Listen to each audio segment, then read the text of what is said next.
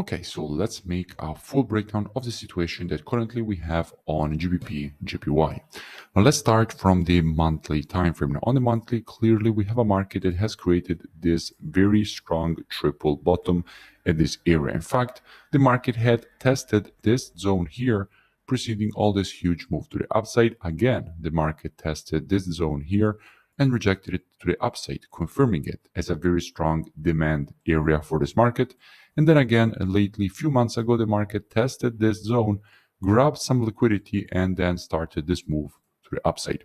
Currently, what we can also notice from the monthly is that the market is very near to this bearish trend line. However, it hasn't touched it yet, which is a quite important fact to keep in mind for the next part of the analysis, as I will now show you.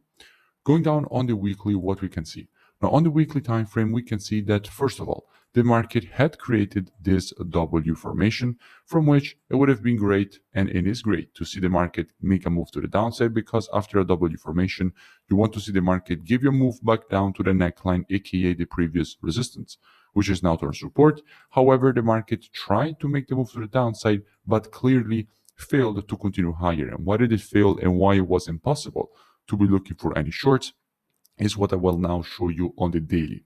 But it's very important to keep in mind from the weekly that this red candle is a very strong demand, and the market currently from a weekly closing perspective is above the area. So the market is above weekly demand. Going down on the daily, what do we have? On the daily time frame, we can see that it was impossible to be looking for any shorts. For which reason? Because the market was above this structure, which was support here, and again supported this region, and the market failed to break lower. And as we had said in our previous analysis, before we could be looking for any shorts on GBP JPY, we needed to first see a daily break of structure, which never came. The market never broke the structure to the downside, so it was impossible to be looking for any shorts, and simply there were better pairs to be monitoring. Now, if you remember from our previous analysis, we had this impulse, this correction, and we wanted to see this huge move to the upside. Why did we want to see this huge move to the upside? Because from here, the market clearly was testing this previous daily resistance, which was turned support at this area, also in confluence with the Fibonacci's, taken from the low to the high of the impulse at 0.618.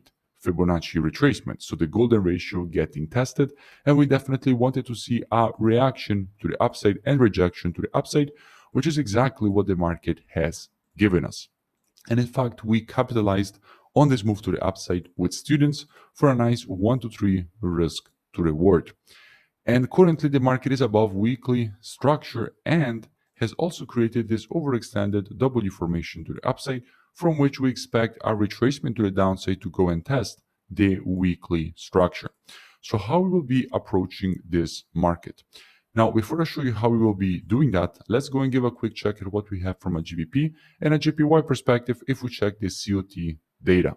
So by checking the COT data, so what the biggest banks and institutions are currently doing in the market, it's pretty clear to see why we couldn't expect the continuation to the downside on the pound, because institutions were continuously and are continuously adding longs on the pounds and closing shorts. In fact, with the last report, they closed 9K shorts and opened 2K longs, bringing net positions at minus 2K.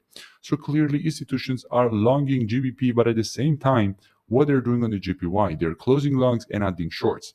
So clearly GBP JPY is quite strong because institutions are buying the pound and selling the JPY.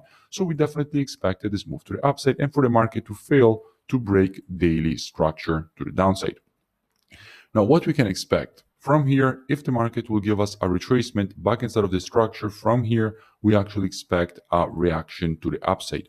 So with students inside of this demand, if the market will reach it, we will be monitoring price action on the 4-hour time frame, waiting for the market to provide to us one of our valid entries.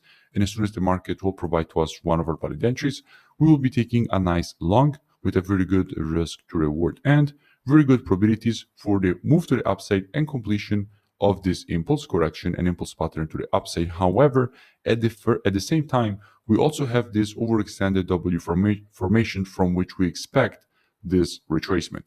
So if the market will provide any short-term opportunity to the downside, we will definitely be looking to capitalize also on those ones.